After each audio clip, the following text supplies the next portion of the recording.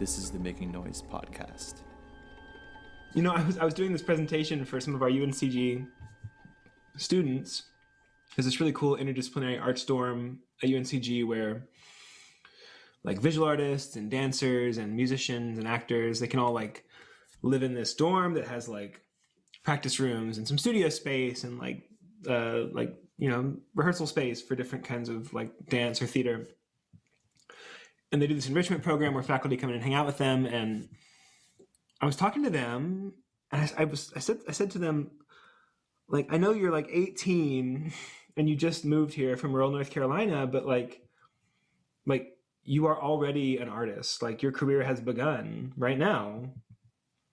And I don't think you need anybody to tell you that you belong or that you have something to say. Like, I think you should just go say it.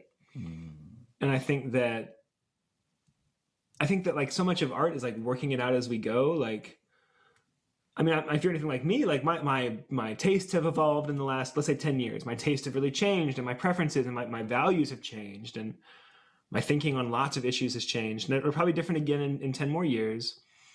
And so if I wait till I'm done, I'm never gonna be a musician. You know, it's like I used to be scared to call myself a musician because I was like, well, I'm also doing X, Y, Z, you know, or oh, I'm only a teacher, or like I'm not an orchestral principal player or something, or like, oh, I'm not a writer. No, like I'm, you know, no, I'm not. I mean, like physically, like, I'm not a runner. No, like, and I still struggle to be like, oh yeah, I'm a runner. It's like, oh, I run some.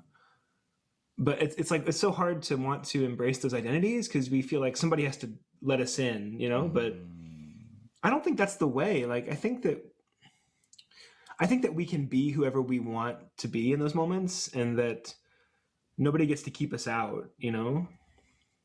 And I know that a lot of these systems are set up to keep certain people out, and these systems are broken and that we need to fix them. Like, certainly there are systemic inequalities in academia, higher ed, in music performance, in those are the worlds I live in mostly, right? But I mean, in all kinds of areas, I know they exist. Like, we've created a lot of artificial gates where we want to be the ones to tell people, no, now you're a real artist. No, now you're a real musician. No, now you're a real success. But like, that's so lame to me because it's not.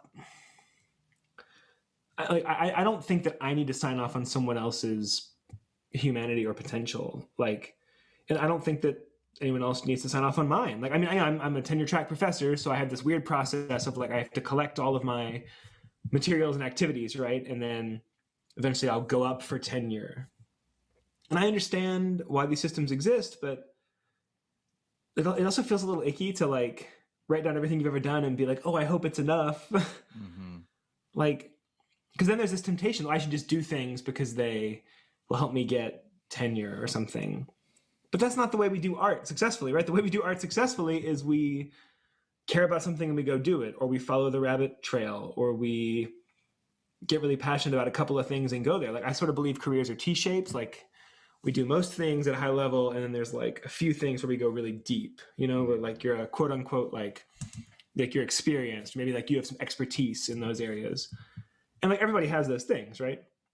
Like the thing that you just know a lot about. And like for me, some of those things are useful, like playing the clarinet or bass clarinet or something, and some of them are not useful, like the history of indie and emo rock, you know, or like, you know, how different brands of running shoes impact your stride. Like those things are, you know, useless, but it's like, but if I start to do things only because I want to be signed off on by someone else, well, then I'm never going to strike out in the directions that are most meaningful to me, you know? And then if I'm just waiting for some stamp of approval to be told that I'm a real professor, like I'm a real boy, then like it's never going to come, you know? And what I realized eventually was like, it's never, like I've never felt like I, you know, was there, like I'm done. And that's because I'm not done. Like nobody's done. Nobody's ever done. Everyone you look at you think is done is just feeling around in the dark at the same pace we are. And I think the people who you look at and really admire are the ones who've decided that it's okay that they are in process. And the people I look at as most complete are the ones who are most comfortable with the journey of being a person.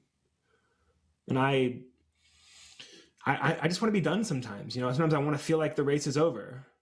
But the good and bad thing about music is that it's an infinite game. Like, it's like playing Skyrim. Like, oh, those are mountains. I could go there, you know? Like, oh, this is a cave. I can go in there. Oh, this is water. I'm going to swim in it. Like, you never run out of new rabbits to chase. At least I haven't. And that might mean that, like, you know, for phases of my career, it's like, yeah, lots of new music and all this great commissioning, and I love that stuff. And for parts of the career, it's like, I'm going to play the standards, you know, and that's great, you know, and those things may coexist because they might be different phases of the same self-discovery. But I really thought someone was going to, like, you know, show up on screen and be like, okay, now you're a real musician. Congratulations. Welcome. And now I realize that it's just like, I'm not on anybody's path but my own. And that path has been pretty circuitous. I mean, I've quit the clarinet at least once of my own volition, and almost again not of my own volition, and that was fine too. You know? Like that would be okay too, I think. I don't feel like, yeah, I mean, I have, like, next to my desk, I have my clarinet and my electric guitar, and I play them about the same, you know? And I'm only a professional at one of them. But it's really interesting hearing you say this, because this totally resonates with my own personal path. Like in undergrad, I couldn't call myself a composer. Like I wrote music, but I didn't feel like, I knew that I was still learning, and I didn't have a craft like honed on anything, you know? And there was a lot of development, and like, if I heard one of my fellow students say like, oh, I'm a composer, I'm like, what do you mean you're a composer? You're still learning. Like,